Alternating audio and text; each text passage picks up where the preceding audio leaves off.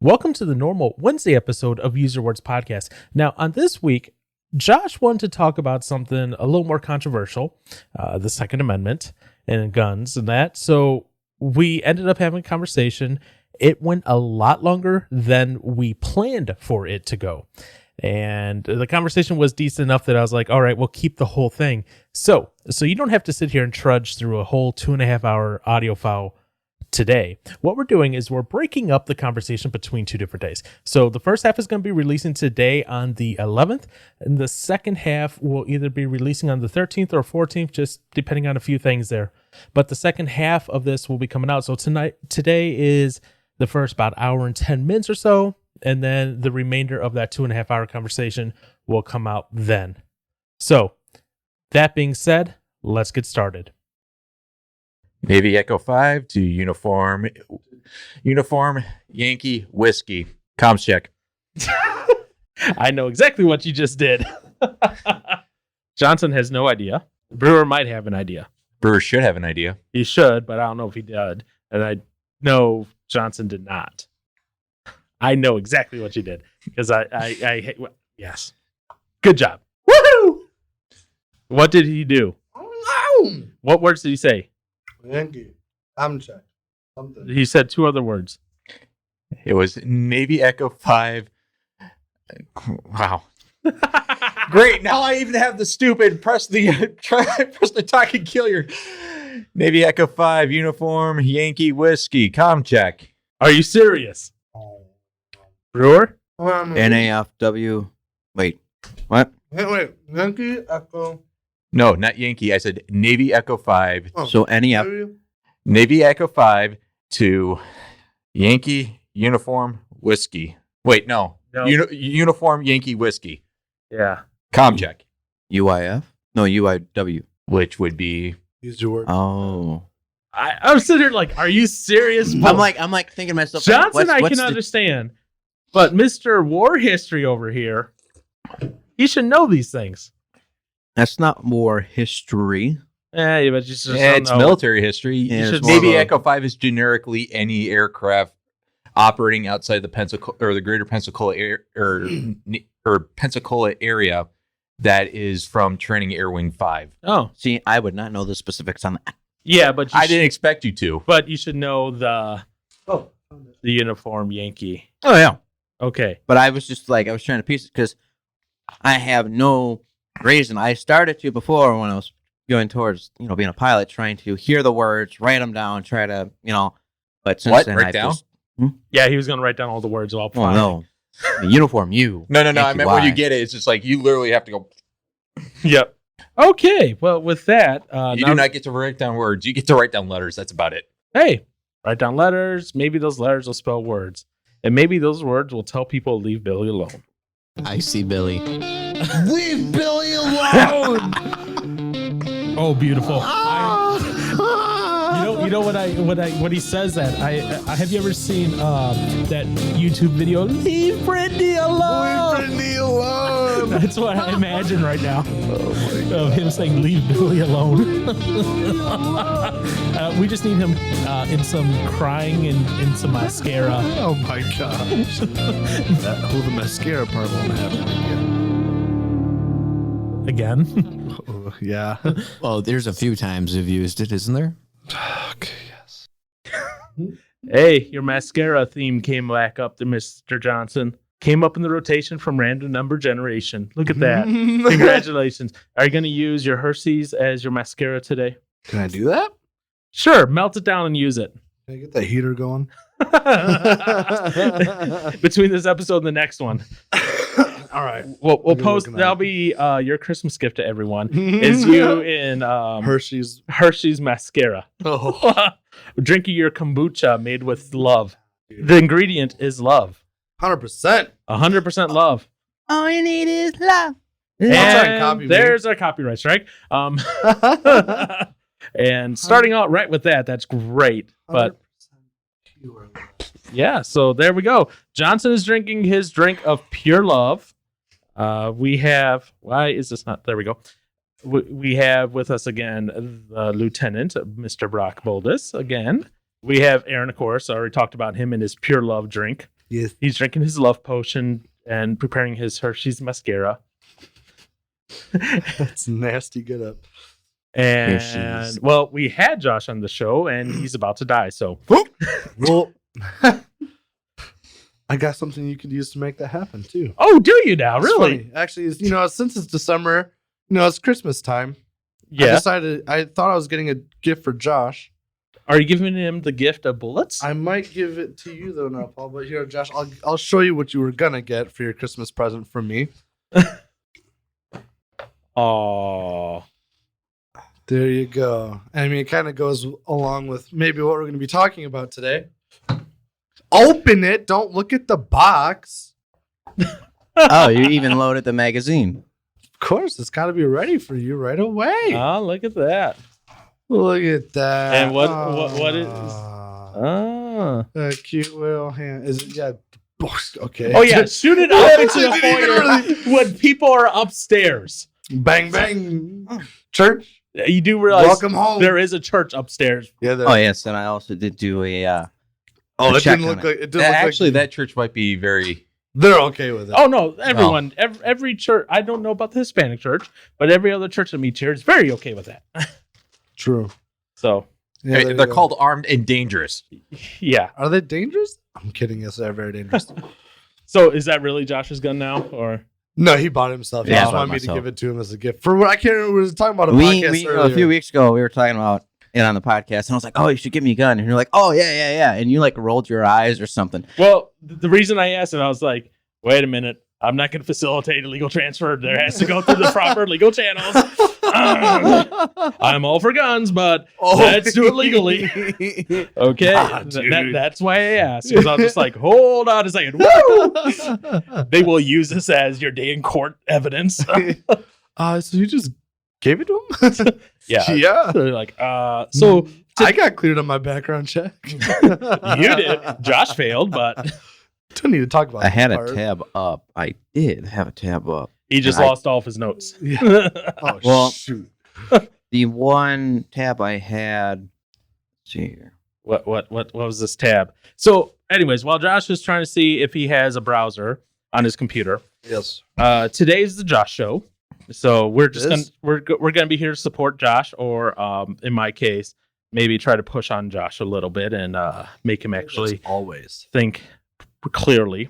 Because the one thing I don't like is people just going da da da da da da da without any pushback. That's just even if I'm going to say this way. I don't agree with some of the stuff I'm going to be saying today, but I'm going to say just for a fact of pushing back on Josh some to make him. So you're doing what's that called? The Devil's advocate. yes. Yep. Okay. Just because I don't believe in letting you just get away with being able to blah, blah, blah, blah, as you will. And Like I said, it'll I be, think- it'll and be I- interesting to see and what. I think that's fair for anyone because you don't want someone to just come up and say da da da da da. There always needs to be.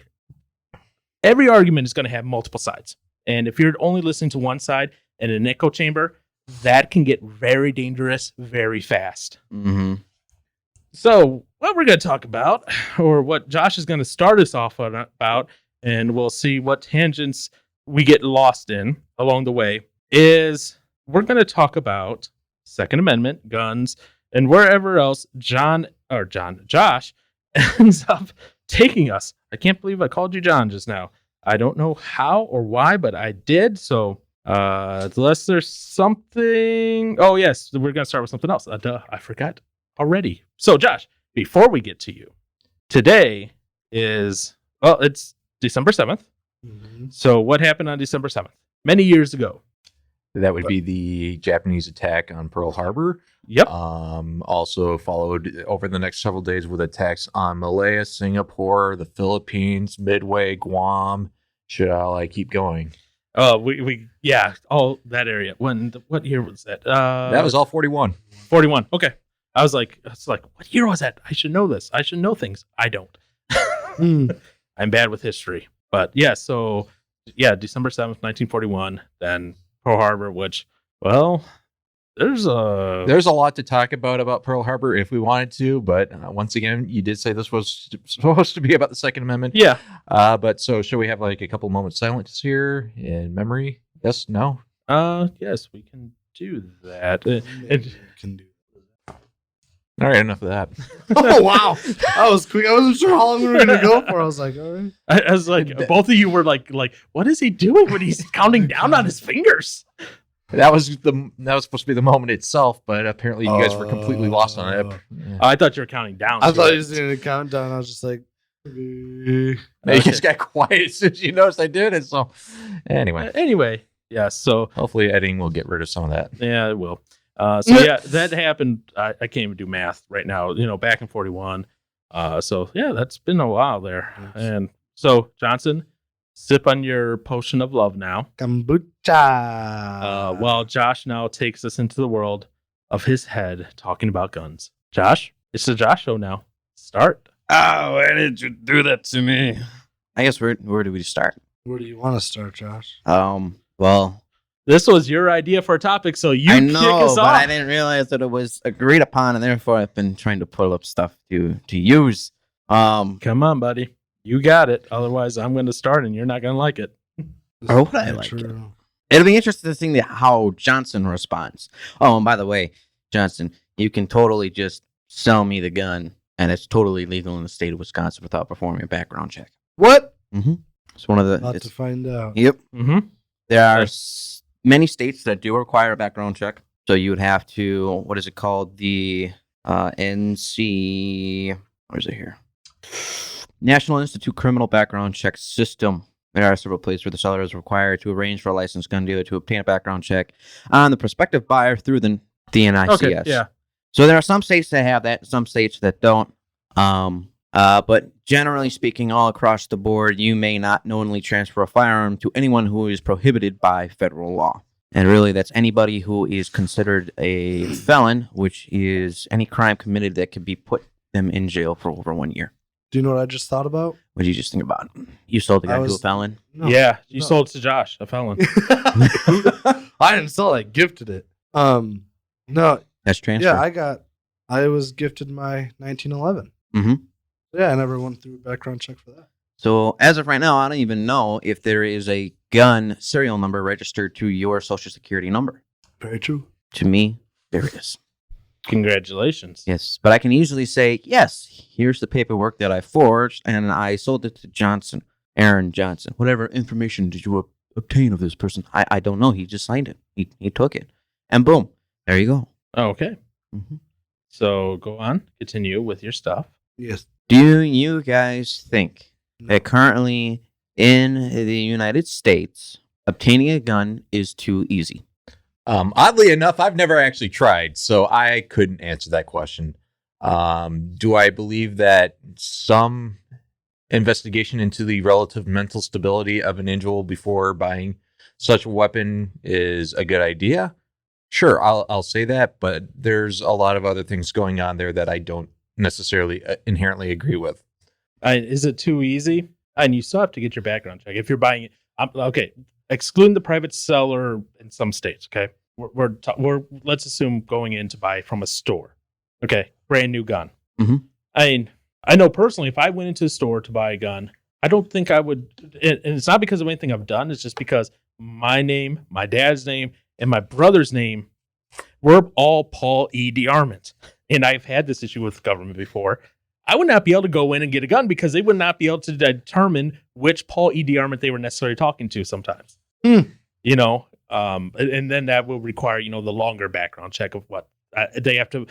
The law says they have to do it within 3 days, get back on approved or not. It's not the short, quick call one.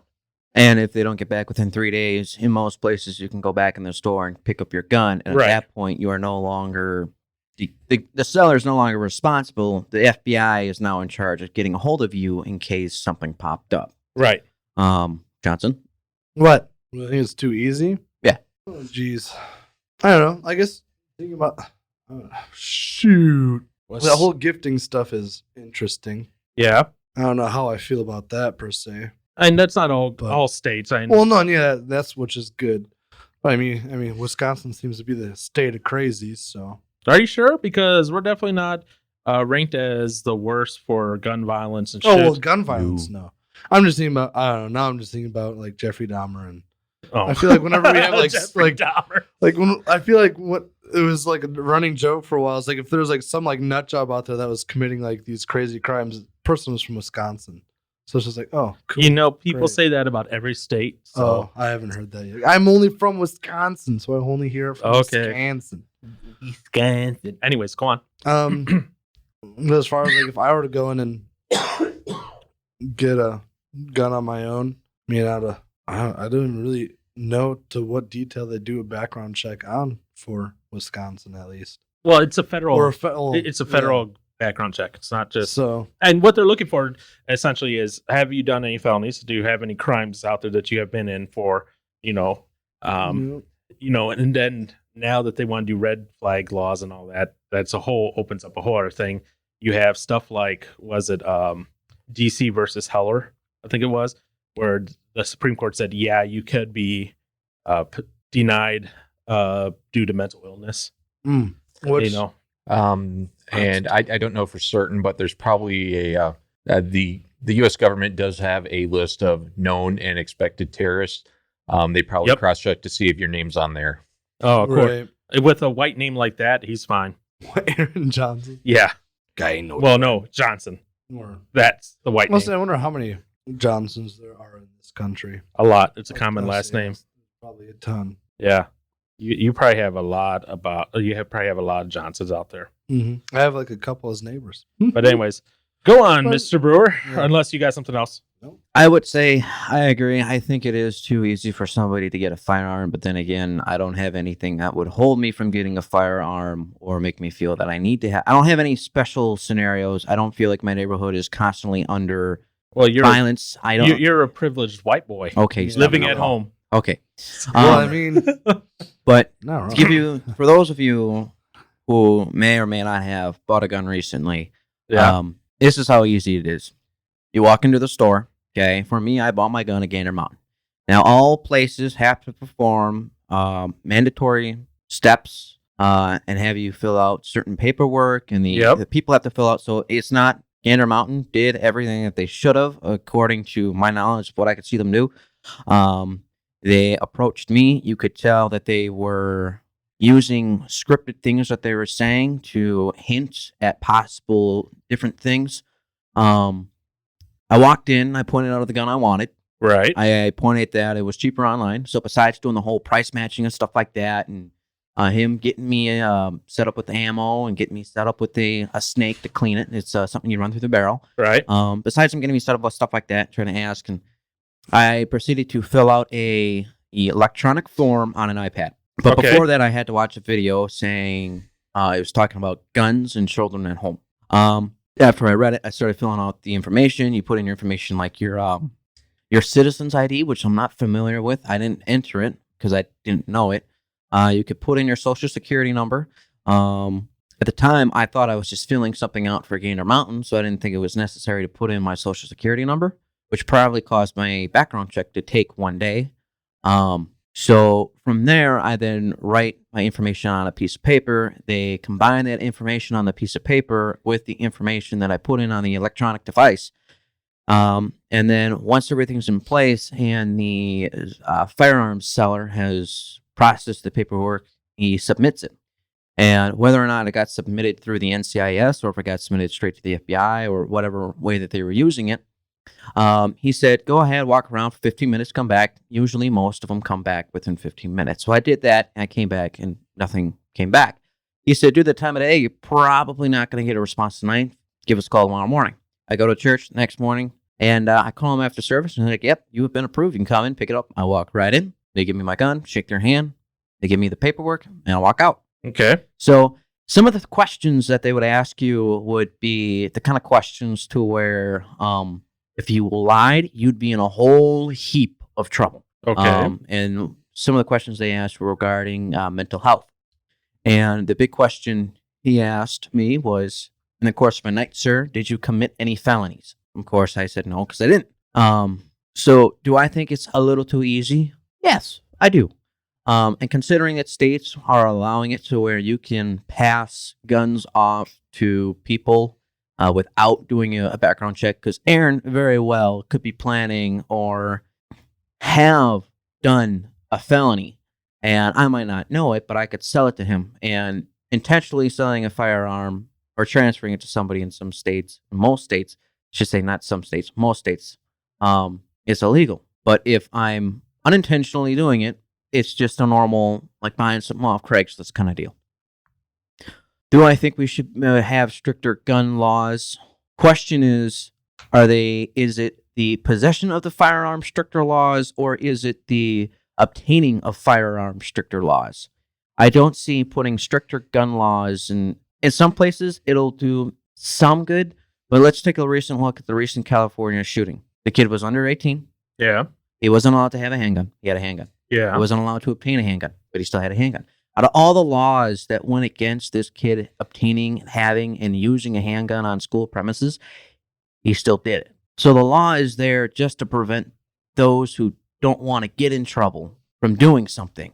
But if somebody's intentionally planning on doing something, they're going to do it. Yeah, and that's true of any law out there. That's not going to stop anyone from, you want to murder, you're going to murder. You're going to find a way to do it. Either be an icicle, a narwhal tusk, a kitchen knife, a spoon. You're going to find a way to do it. That's not a guarantee. That's not a stopper. So if someone's going to want to shoot up a school, unfortunately, they're going to find a way to get the gun, either from their parents, from black market, from maybe they get from the same seller that sells me my straws. Don't know. Going off of that, one of the other things is the big argument is in the Constitution it states militia. We don't have militias. No, we do not. We have unorganized militias. People saying that they are an armed group. There are no organized militias in the United States anymore. That is held and taken care of by the reserves and the guards. They are acting as a militia back when, in a sense, for those you don't know, a militia is pretty much Aaron and I with a gun, and the state says, hey, we need you to defend these invaders. We go, okay, we step up and we go in. An organized militia, but there's some training involved, there's some discipline, there's some stuff like that. Nothing major, but same thing. We go in, we fight. But back then, when they had militias, they didn't have reserves. They didn't have that wasn't put in place like it is now. But some people will say, I'm going to pull it up here and I'm going to read it. Let's see. I'm just wanting to see where you're going with this here. A well-regulated militia being necessary to the security of the free state. A lot of people I've heard will say that ends that part. They say the next part is a whole different subject. The right of the people to keep and bear arms shall not be infringed. Okay. So I hear people who split it up. I hear people who say it's all one. You have people who nitpick it. How I see it is it's three parts. A well-regulated militia being necessary to the security of the free state. Okay. That is referring to the state. That is referring to the larger picture. But in order for that to happen, in order for, the state to be defended, you need to have the people with weapons.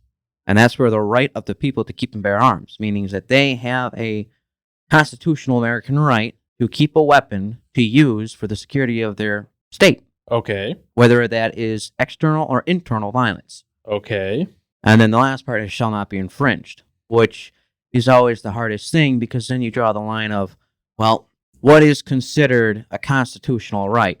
Should Americans be able to have sawed-off shotguns? Should that be, or should that not even be a part? So you have all these different arguments. I'm just kind of curious when you're going to butt in. Oh, no, I'm just letting you build your case. Just letting you build your case first. Okay. Paul's making me nervous here. And I unleash a tidal wave, and I'm just going to be like, ah. While you're looking up that, to kind of go back, you were asking about, is it too easy to buy a gun, right? Yes, you're filling out a paperwork, but it's also being hit against databases, which the FBI controls, has. So according to, this was January of this year, a special report from the U.S. Department of Justice's Bureau of Justice Statistics. Okay. Say that 5 times fast, right? Mm-hmm. About 1 in 10 state and federal prisons convicted of crimes involving a firearm said they got through retail source. 9 out of 10 got through black market. So then that also begs a whole other thing. I'm trying to see how I should lean into this because I You have a lean bunch into of. it how you want. Well, no, because I got a bunch of different areas I'd like to hit, but I don't know Hit- how long we're going to talk about certain hit things. hit them how you want. But what I find interesting that it was a report from the U.S. Department of Justice's bureau, right? And they're saying basically, People are getting them through the black market. yeah, than they are. they're not getting them the legal routes. And the legal routes are probably the law-abiding citizens, because a lot of people get thrown in jail with concealed carries, and they don't know everything that revolves around the concealed carry. Yep. And this is from mercurynews.com, just as a FYI. So go on. I guess we just cut to the chase on this part here. Go for it. The stripping of Americans of their Second Amendment right Okay. How are they stripping? by Americans who don't know anything at all about guns. Okay. So how are they stripping them? Expound upon that. Okay. Let They me- want to ban weapons. And this is where the whole thing in the media and politicians just becomes a big confusing flop. So for those of you who know, the media likes to publicize anything with an AR-15, okay, Okay. which is an Armalite rifle. It's not an assault weapon. There's no such thing as an assault weapon. An assault weapon is used to define anything that looks militaristic. And something that looks militaristic is technically considered something with a long magazine, black, looks scary, Okay. which is a lot of guns. And when you look at the broad spectrum, guns were invented to kill people. They were. Fair enough. Gunpowder was created by the Chinese. And there it was, cannons, and then it's muskets, and now it's rifles, and who knows what the new guns are going to be. We got rail guns now, using electricity to fire a solid metal piece of object. So the big thing I've noticed Okay. is What have you noticed? the media says that ARs are devastating rifles.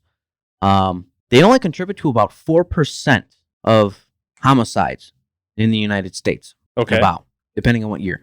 I'd say, yeah, probably depends on your year on that one. But more than anything, handguns contribute to most of the homicides. And most gun deaths in the United States are suicides. So for the media to try to say that we need to get rid of military grade weapons, all guns are technically military grade. Even I'm seeing the lieutenant over there kind of like mulling his head about. Feel free to interject whenever you feel yes, like it. seriously. Well, let's just go ahead and get started with this. Yep. My views and opinions do not represent the views and opinions of either the Department of Defense, Department of the Navy, Department of Homeland Security. Yeah, you got to do all that fun stuff. So, I understand. Yeah, no, they are purely my own. And hopefully I don't run into any sort of legal trouble for being on this panel now. But If you want let's just get that out of the way so I can just open fire whenever I feel ready. Okay. How about we do that then? Okay. Pun intended. Literally. Okay. Handguns contribute about 64%. Shotguns 2, others 2, and then unknown is about 28. So now if we were to look at it, we get into the broad extreme. And 2017 was the Las Vegas mass shootings, Right. which was 58 victims killed. Then in 2016, there was 49 in Orlando, Florida. In 07, it was Virginia Tech with 32, Sandy Hook in 2012, 27. And then I'm just kind of going down a list of overall deaths. What was it? Where was I? 17 is Sutherland Springs, Texas, 26. Keelan, Texas, in 91 was 23. El Paso was Okay, but what are you getting at? What's the point here? that the media. Okay, I just totally lost my train of thought right there. Hang on. I know what I'll be editing out. Huh? I know what I'll be editing out. In 2016, there were only 71 people who died from mass shootings. Yet mass shootings will get the most coverage than anything else. I rarely see now the Chicago shootings. People dying every weekend down in Chicago. People dying every weekend in Milwaukee. I rarely hear about those in the news. Now it's all about schools. Now it's about mass shootings. Now it's about how we have to get guns out of Americans' hands. Now, to be fair, and this comes back to a bunch of other fields and that a lot of things with mass shootings and that, like the schools is, it's sad to say, people see this almost like, oh, I'm going to get famous because I shot up people and they're going to have my name and my picture everywhere. And there are some people who just don't care about anything except how can they get famous fast. And that might be some of them. Okay, I'm not saying that's all of them. Okay, I'm saying that's definitely some of them, and that is a problem with the news as well, because the news will run 24/7 coverage of them after someone shoots. That person's face is going to be plastered everywhere. Oh yeah. And if their face doesn't get plastered, the message that they gave out gets plastered. Right. I'm curious as to what the lieutenant's about to say with this. Even though ARs tend to have this trend in mass shootings, or they have a trend in mass shootings in which the media chooses to publicize, because believe it or not, with my pistol, I can buy a 32 round clip for it. Okay. So does the media talk about handguns used in mass shootings? Probably not as much, because the media is everywhere. What I could be hearing here is what somebody else could be hearing over in Utah. Yeah, something else could have happened over there, and Utah could choose to publicize that instead of something that I ended up hearing. But the 5.56 NATO, which just very little differences between that and a 223 Remington, is not the most effective killing caliper. It is a high velocity round, but it is very small and it doesn't pack as much of a hit. There's a difference between punching power and killing power. Not a debate I want to have here because I have not read up on it personally. Once again, and it's just like we start talking about things about the mass of the bullet. We talk about what it does once it's entered a target. The big thing with a 223 round is that once it enters a solid object, it starts to tumble, and when it tumbles, it causes significant internal damage to whatever it hit. That's where its stopping power comes from. That on the opposite end of the spectrum, you've got the quote unquote God round, the 45, which is a pistol caliber round. Where's that thing's stopping power come from? Well, it's a relatively slow round in comparison, but its stopping power is the fact that it is a comparatively huge bullet. So it just leaves a big hole. Mm-hmm. What was the original question? It was kind of, I guess, you more of a shot that to me, and I'm like, "Where's the more of question? a- Where's the more of a question? Where's the question?" But what I'm going after now is if you guys have a chance, I check him out. It's Louder with Crowder. He's done two things. One thing, he sat and he said, change my mind on gun control. Right. And another one he did is he went out there and he portrayed himself as a left-wing pro-gun control person. And whenever he had somebody who came up to the table know a thing or two about guns, he always shoot them away because he wanted to get the mind of somebody who didn't know. And it was surprising because he had a bunch of different mix and matches. And he wasn't intentionally confusing them, but he was intentionally seeing where their logic lied. So, for example, one of the things he had on the table was a 22 with a long magazine blacked out, much like farther down on the table, an actual AR-15 and an AK-47. One of the things he also did is he also had metal wood guns on there, or at least plastic that looked like wood. So hunting rifles. Okay. 10-round hunting rifles. He also had the calipers, the actual cartridges, sitting there on the table too. And it was interesting because when people saw a 223 or 5.56 NATO round, they thought, "Oh yeah, that's not dangerous. You could use that for hunting. That'd be fine for hunting." But when they saw a 30-06 or anything around that size, they'd go, "Oh, that's too big. You don't need something that big to bring down anything." Tell that to the bear. Huh? Tell that to the bear. Right? Right? But what was interesting is seeing how these people would just, based on common knowledge of bigger round must mean more dangerous, which it is. But that they took the 22 with the long magazine and said that shouldn't be allowed because it looked like the AR-15. Yet the AR-15 and the 22 fired a similar size, not exact size, but the AR-15 has a whole lot more velocity because of the amount of powder that's behind it. So these people were just looking at it and not actually diving into it and understanding it And it was interesting. Most of the people that he was showing were saying that they were okay with the metal wood guns being allowed and in human hands when these guns had more lethality than what is used in mass shootings. Okay. Once again, for those who don't know, I have a degree in mechanical engineering. But like I said before, there is a lot more that goes into lethality than just, velocity or mass. Like I said, the 223's kill power comes from what happens after it enters a body. And when but it exits. if you want to turn things around or a lot more to the extreme side, the Modus, the M2 Browning heavy machine gun, which has been in use since World War I, fires a 50 caliber projectile that pretty much, if it hits a human body, it goes through and it does not stop, and it takes a lot with it. And like I said, it's just like either way, you're hurting a lot from taking either round. So once again, it's just like there's a definitely got to be a misconception about size, and it's just like size of the bullet, velocity of the bullet isn't always important. Which is true. I'll agree with that.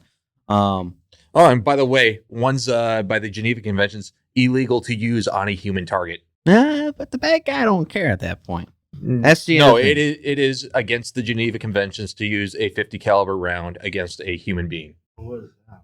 What? Do you want to talk again into the microphone, Mr. Johnson, so people can hear you? No, that's okay.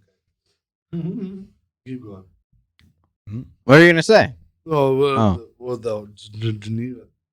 The Geneva Geneva- Convention is The Geneva Conventions were started after World War I, and it was pretty much they sat down and they made rules about futures of the future of warfare. Things that got banned would be things like chemical weapons, biological weapons, and for certain examples, like I said, they did rule that it is unethical and therefore should be illegal and is technically a war crime to use something the size of a 50 cal bullet against a human target. Yeah. Have we found ways around that? Yes, we have. just drop a round out of a 105 howitzer on a house. I mean, now we're talking artillery, so yes, you yes. completely It's- changed the name of the game. oh yeah, it's just interesting how war even has its rules when war is all about Winning. yes, Yeah. and doing what you need to win and to put limitations on. It's just interesting. But no, so the thing that I come to when it comes to AR-15s and the public saying we got to get rid of these things, it's, well, why don't we just do 10-round mags? Oh, no, 10-round mags, that's too much. You got bump stocks, I understand that. In all honesty, as much as people are like, oh, we got to have fully automatic weapons, and people have modified their AR-15s and their AK-47s to do fully automatic, or I should say not fully, rapid fire. I would say there is a And- difference. Yes. It's still, even in a war scenario, is not as accurate as a burst fire or semi-automatic. So you can do all these things to hamper down, but at the end of the day, it's a rifle. But why does the media choose to publicize on the AR-15, and why do politicians want to take it from us? They need a mascot for something. It's a mascot. It's all pushing the agenda that they want to sell, and unfortunately, the result of the agenda that they're selling is not a place I personally want to see this country go to. If we get back around to that, I'll explain more, but let's keep the conversation going. So Aaron? he doesn't have anything. Do you have any more points, Josh? That you're Paul has now been waiting and he's ready to fire. No. I'm just waiting. I was just gonna say to me, when it comes to the fact that the stats show that rifles are the least used weapon, and yet that they are using it to push their agenda to strip Americans, to me it becomes a thing of they want to pull our rights away from us so that we can't do anything to speak back to them. Okay. Hong Kong's a perfect example. Hong Kong is an example of many things right Yes. now. Okay. So let's see. Where should I start with this? Well, let me rephrase that before I start.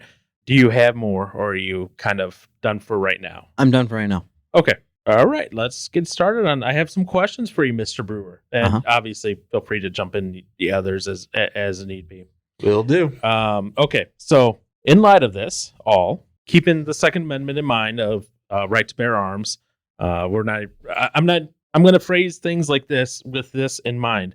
I'm going to with the mindset that the Supreme Court has ruled that the Second Amendment is there, it's valid, and it's been, every time it's been challenged up to the Supreme Court level, it has been upheld. Okay, so we're going to start there because that is the case.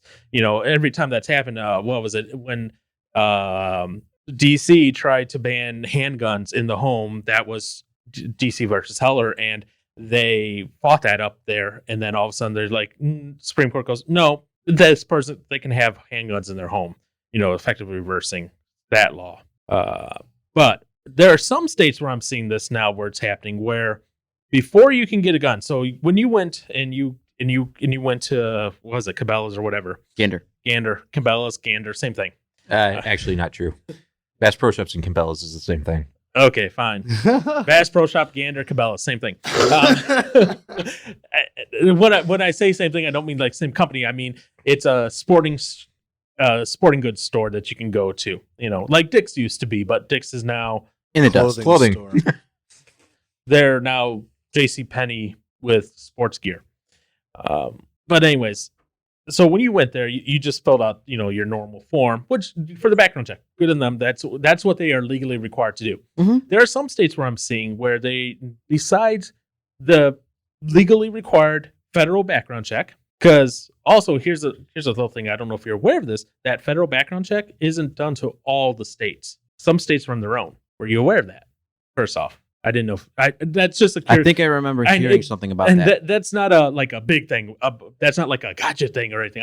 That's a stat. They run you through, for example, if Wisconsin chose to do it, they would run you through the databases and the courts and stuff of Wisconsin to see if you've done anything that maybe has not made it to the federal documentation. Right, but there's some states that don't even run it through the federal. They just run it solely independent. That's not a.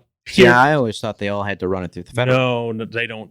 No. Yeah, once again, that could go multiple ways. For example, they could be way more strict than the federal level, which depending upon what side of the argument you're on, that could be a good thing or a bad thing. Or they could be, significantly less strict. So once again, that's a two-way street, and it's really kind of a null point. Yeah, that's why I said it. It's not a gotcha thing. It's just I found it interesting that food for thought that they allow certain states. Now, in some states, they do a hybrid where they do their own plus the federal. So it's honestly, that's actually the best choice. That all probably things is. Considered, but like I said, nothing crazy. I just found it interesting. So that wasn't a hey, look at this. This is a problem. That was a just FYI interesting thing. But anyways, so in certain states, state that I think, for example, is, and I can never say this name, so prepare for word stumble galore here. Massachusetts. Massachusetts. Massachusetts. That state, Mass. I'm going to call Mass. That's what it's short for. So first off, they actually have a list of approved guns that you can buy and can't buy. So they actually have to meet certain tests. Is any problem with that? Just curiosity with that, Wes. Any problems with? So what do you mean by tests? They have to perform. They have to meet certain expectations. Yeah. So for example, and some of these honestly are not that bad. I think they're actually pretty decent. So for example, they have to have a 10-pound pull on the trigger. So the reason for that is they said this prevents kids from being able to accidentally shoot themselves. That's why they say that. That is a heavy trigger. Yeah. Other ones, drop tests. They have to do a drop test where they get dropped from certain heights and it can't do an accidental fire. I agree with that one. How about this one's a little weird. Melting point. Excuse me, melting point. Where there's some guns, apparently the cheaper ones, not the good brand ones, where apparently the metal they're made out of isn't exactly the best, and sometimes after fire they might disform a little. I can see. out of all of your all the requirements that you said there, that's actually the one that I agree with the most, simply because that at that point, if you get a significant warp or even significant damage to specific internal components, you don't have a gun anymore. You have a ticking time bomb. Yeah. Yeah. So I Yeah, completely no. agree with that one. And all these sound like they're quality control. Yeah, it definitely seems like the quality control. I can see the 10-pound trigger once again, because that one's clearly aimed at kids. Yep. What was the second one? So we had the Drop test, test. The drop test.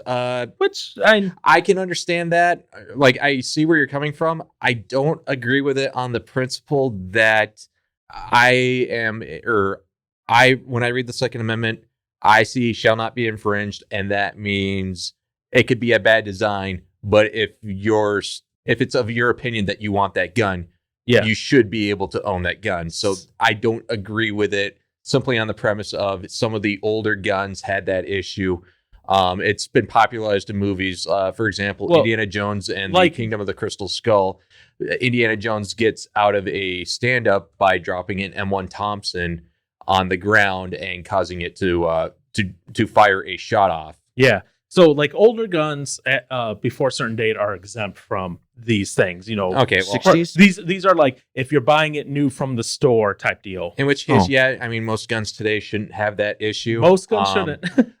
But okay, so you didn't mention the exemptions before. So- So, sorry, I'm now yeah. a little bit So let me depending let me upon let what that those in. exemptions are, It's and based just I'd have to look up and I'd have to do a lot more research than I'm willing to do during the time. no, frame here. that's fine. And obviously there's more to everything. These are not. I'm not giving you the full comprehensive, because to go over the full comprehensive stuff would just be ridiculous. I'll bet bureaucracy is an amazing thing. Yes. So right now there are actually 4 states that the handgun has to be on an approved list in order for you to buy it from a store new, and they want to expand this further. And depending on the state, it has to pass some of these tests. So either And like I said, I don't see an issue with that. okay, But I also kind of go with him. If it's something that you want to buy, but it's then- not on their list. now here's where it's drop height. Basic drop height should be your hip or your aiming stance, wherever your hands come up, whatever that height is down. I think a gun in a sense should be able to stand a drop. Okay. test. But now if you're choosing to drop it from the height of a roof, and you say, "Oh, this gun goes off from the height of a roof," that to me is a little excessive, because realistically, who's going to sit there on a roof doing a shootout and then depends- decide to drop their gun? Depends on the weapon system in question. For example, something that's closer to a military grade sniper rifle, I can see having the higher drop height, because if you are going to, use it aggressively or, even defensively, you might want to be like on top of a building and, more than one enemy or more than one target, that's armed, maybe sees the muzzle flash. You drop one, but the other one, sees you, tags you in the shoulder, your firing shoulder, for example, and just instant shock of getting hit, you lose control of the weapon, and because you're standing. So I can kind of see that, being different. Like I said, it would be more of a military grade sniping type precision rifle that you test from further up. But once again, that's way too nitpicky for this conversation. Yeah. So Now, let me ask this. So if it was on if you were in a state, so California, DC, well, that's not a state, that's a district, but whatever, DC, Maryland, or Mass, where you can only buy approved handguns, would you be upset about that? Would you think that's violating your Second Amendment? to ensure the quality of a firearm in civilian hands meets quality control, because there are cheap guns, there really are. Yeah. And there have been some Tauruses that you can sit there and you can take and you can shake and they'll fire and recycle themselves without even pulling the trigger. Okay. And there's this one that actually has very high reviews on it. So I definitely agree there is a quality control issue to help ensure the safety of the firearm, the safety of the user, as well as the that would also probably lower unintentional shootings.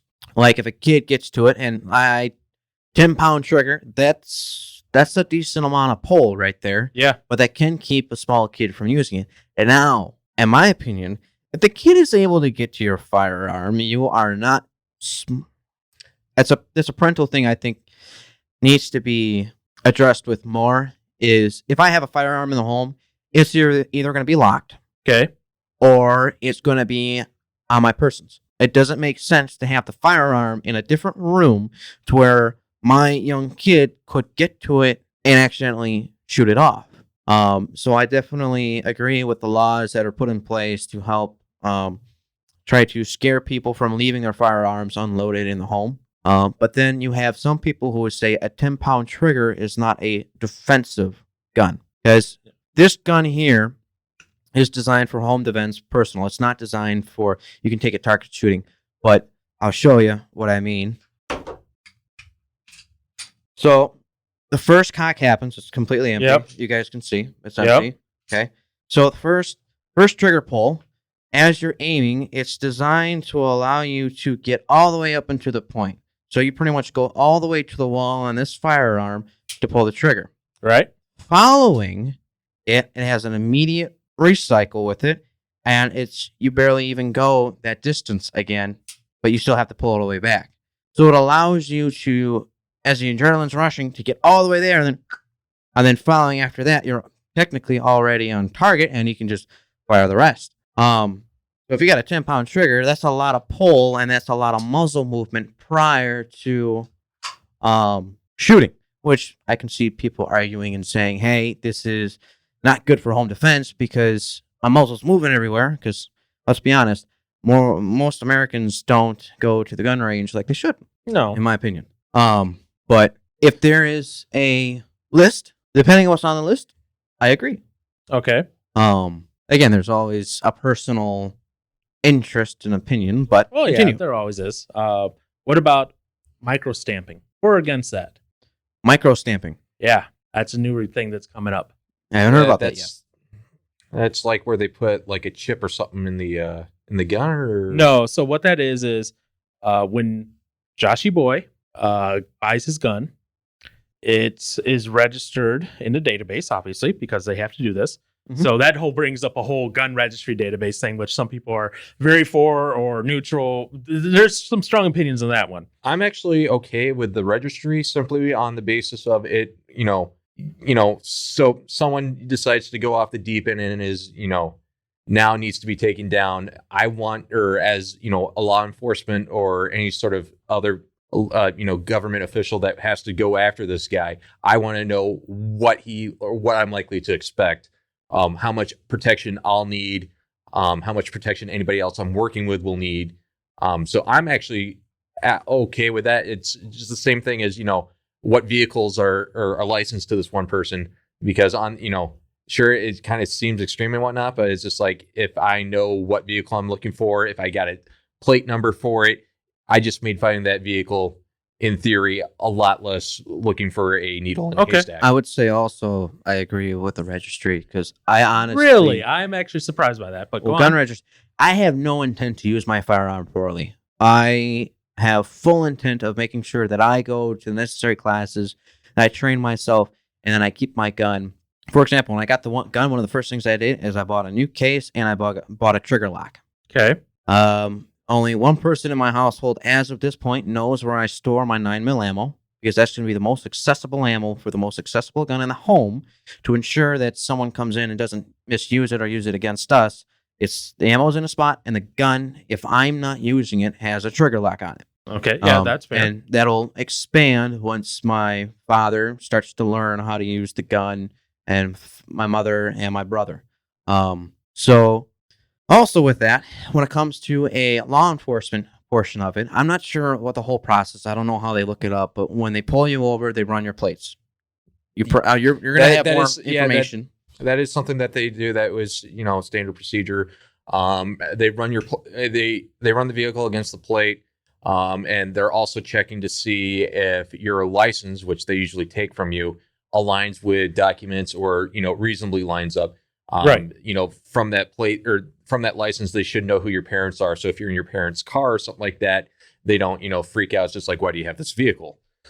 But at the same time, are they able to look up the owner and whether or not the owner may carry or have a firearm registered to him? Being a police officer, or never having been a police officer, I couldn't tell you. I wouldn't know. I didn't know if you knew that from your father or anything. I have not specifically asked him about it, so Fair So, enough. I wouldn't be surprised if yeah, no, some sort of information like that. No, there's probably link.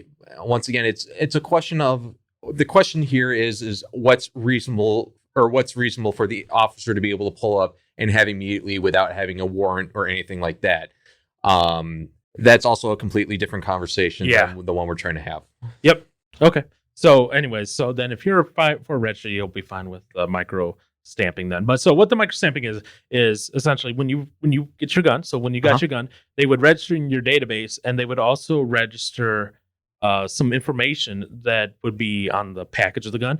And what happens is every time you fire a shot, it's actually due to the heat and the pressure, it's actually imprinted on the shell casing. Okay. on the actual casing. Yeah. From a mechanical engineering style, that's absolutely awesome. Yeah. And as far as I actually don't have a problem with that. It's just like, okay. Yeah. If you're especially from the law enforcement side, that is amazing because it's just like, I now know for a fact that this bullet was fired from gun X. Yeah. And Because technically- as I say, if you're fine with the registry, there's going to be no problem with micro stamping then. Like I said, if it turns into a shootout, like a home intruder, guy happens to be armed, and now you've got two guns. Oh, hey, they happen to be the same caliber and the same type of bullet. You now know who shot what. Right. I do, from what I've been told, and I haven't looked this up, but from what I've been told by people who have been, who have people who know people, it's kind of like he said and he heard and he repeated,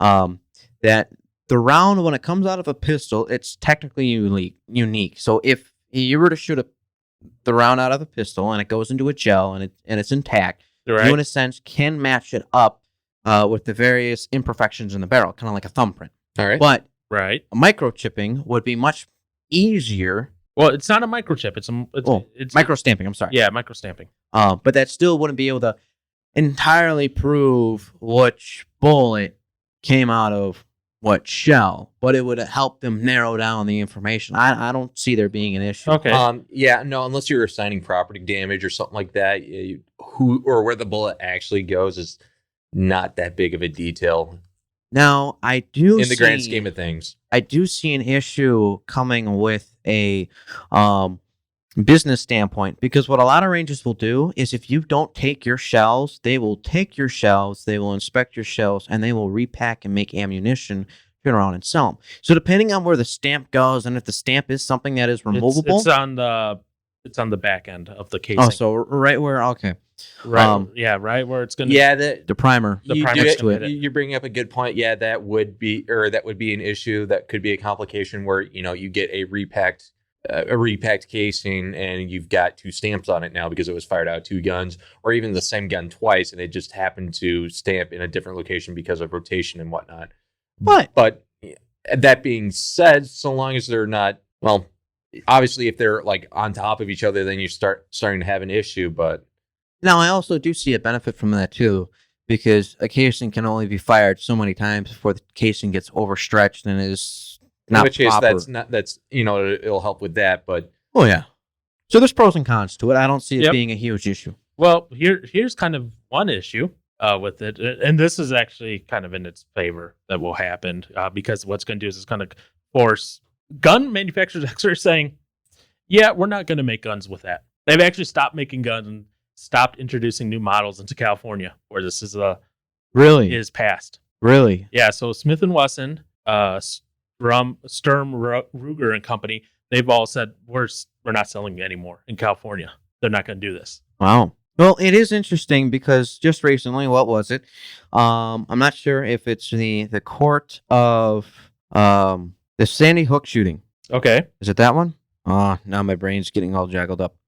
Anyways, there was one mass shooting that happened at a school, and the person used an AR-15. It was a Bushmaster. And so the court is allowing the victims' families to go after Bushmaster for their Yep, I remember that. publicizing of the AR-15. And I haven't dived back into it to understand all the inputs, and maybe you're going to know some more. But were they going after them because of their the fact that they were trying to sell the gun to young males or something in some media thing down there, and they were trying to make them. I don't know exactly that one, because that one, since again it's tied to mass shooting, there's going to be a lot of emotions in there. Yes. So that's not always, because I can see it being a situation with gun owners. they're suing because they make and promote it, and it was the style of gun used. So it's like that's silverware company creating a new knife that somebody uses and kills a bunch of people. Yeah. Like, oh well, I don't agree with that case just because on the specs of they could sell that gun to anyone and anyone can choose it to use any way they want. It's akin to Johnson has a heart attack and his family sues McDonald's. Yeah, and that's essentially what it comes up to be. But yeah, so just FYI as well for the microstamping thing, it is being challenged in court. So I don't like the California Supreme Court as of 2018 has upheld it. I wouldn't be surprised to see if they try to get this to the Supreme Court. Now, one of the reasons that the lawsuits come up to stop it is just like, I forgot which one you said it. They're suing over the fact that, I don't know, discarded brass casings could be grabbed and then just thrown into crime scene and be like, oh look, these were fired here, but they weren't really fired here. That's one of the things that they're using in front of this. The other thing that they're finding is that it will cause the life of the gun to be a lot shorter because what they're finding is that firing a large number of rounds, that micro stamp in the gun actually wears out. Yeah. So from the gun builder standpoint, I can understand why they wouldn't necessarily be a fan of that. My stance is I'm okay with that being a thing. I do not agree with that being, the presence or lack of a gun stamp or the micro stamping. That should not be, in my opinion, that should not be a reason why a gun cannot be purchased or owned or operated. Once again, that's coming from my interpretation of this Second Amendment. And once again, like I said, it's really nice especially from the law enforcement perception or perspective of who actually shot what, how many times. So it helps them build their case and their understanding of what actually happened.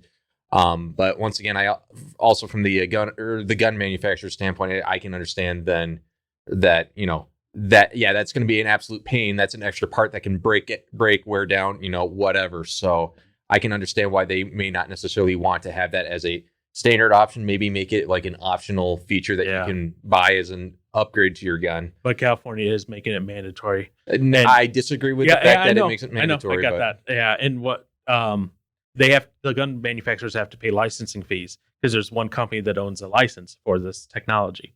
Okay, that's a completely different debate. Yeah, I know, but I just bring that up. So other safety stuff that California has, besides the micro stamping, the fingerprinting yet?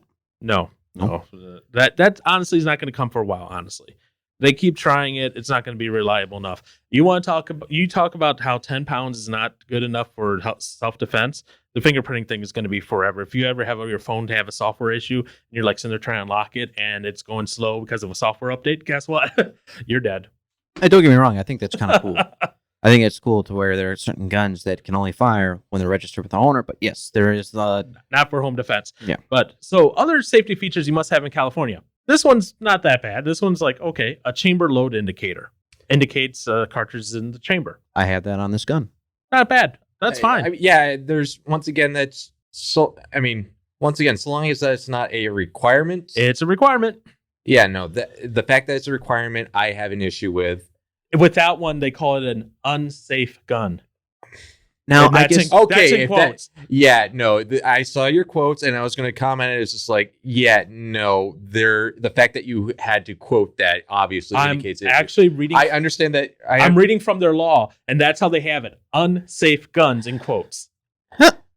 Now, what do they say about guns without a safety? There's a rant there, and I do not feel like subjecting you people to that. There's another flip side to that as well. Another thing they must have a magazine disconnect mechanism. Do either of you know what that is? Because I sure as heck did not know what that is until I read up on it. Yeah, it's called. I don't think any of us do. It's called It's called your magazine release. Nope. No, really? No. That's what I was going to say. I know. That's what I thought too. And I was 100% wrong. So it's some sort of component of the gun that keeps the first shell from entering when you put the magazine in, and you're gonna have to cycle it or something. Nope. Like that. No, still no. So a magazine disconnect mechanism, which I think it was named poorly, okay? And again, it's a requirement in California and other states, is a mechanism that prevents a semi-automatic pistol that has a detachable magazine from operating to strike the primer of ammunition in the firing chamber when the detachable magazine is not inserted in the pistol. Like, So it's you're- completely pointless. Well, okay, no, I take that back. It's not completely pointless, but okay, you were only going to get the one shot anyway. Yeah.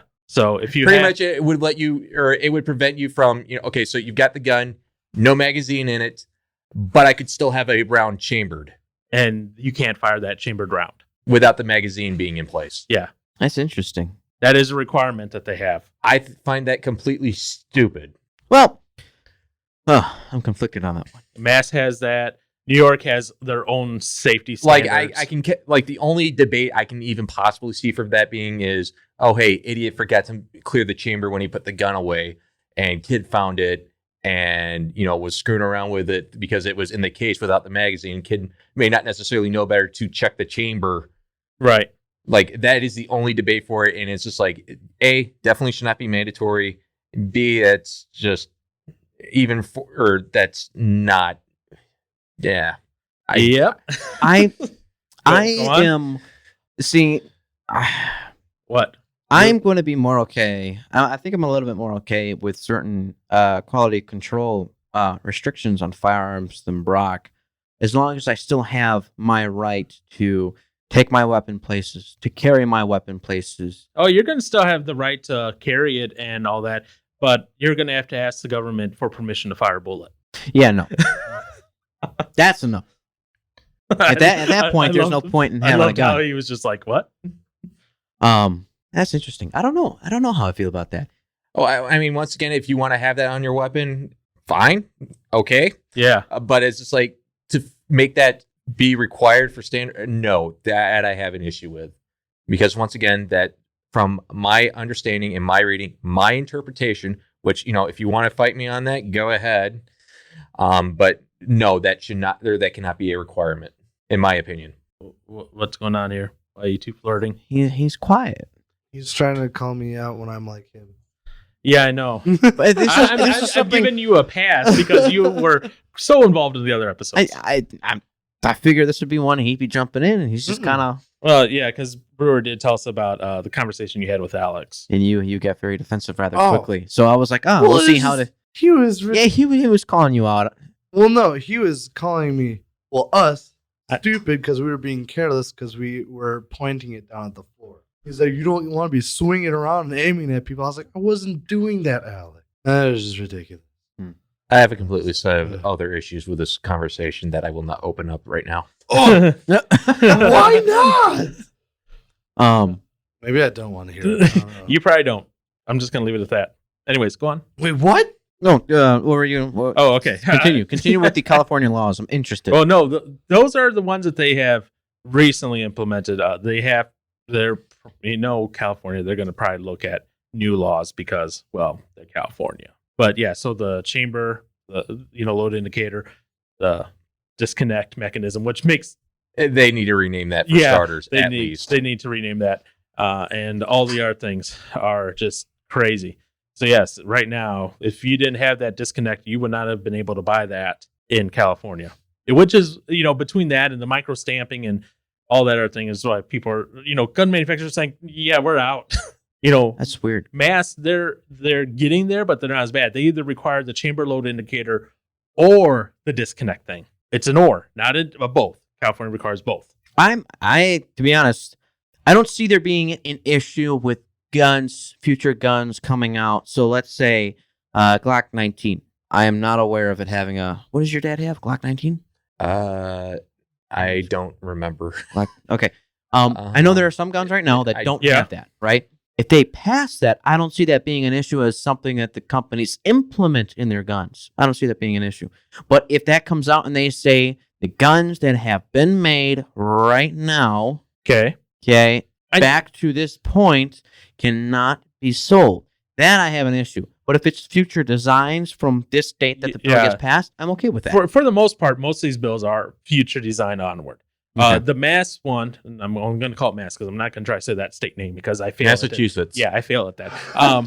When it was originally passed, with all the requirements, did not exempt older guns. They actually had a good job. You dropped your thing there. Butterfingers. Yeah, they actually had to edit the law because people were so upset about the Mass laws that they weren't exempting older guns for like private sales and that. Mm-hmm. So now they're exempt. The California ones, to their credit, do exempt older guns, that were pre-built previous to the law enactment date.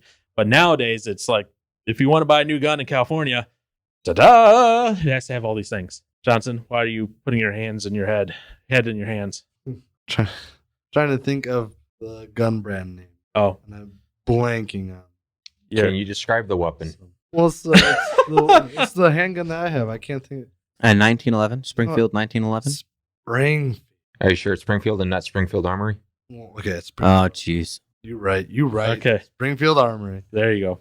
So Thank you, Brock. Or Lieutenant Boldus. I'm sorry. there you go. He got it right. So, okay. So you're actually a lot more. I was, based on previous conversations with you, I was expecting you to be a lot more hump, Second Amendment. No. Here's if it's I Poor Josh. He still can't catch a break either way. So, thank you for joining us for part 1 of this conversation. Part 2 will be posted either the 13th or the 14th, Friday, Saturday of this week, just depending on a few things.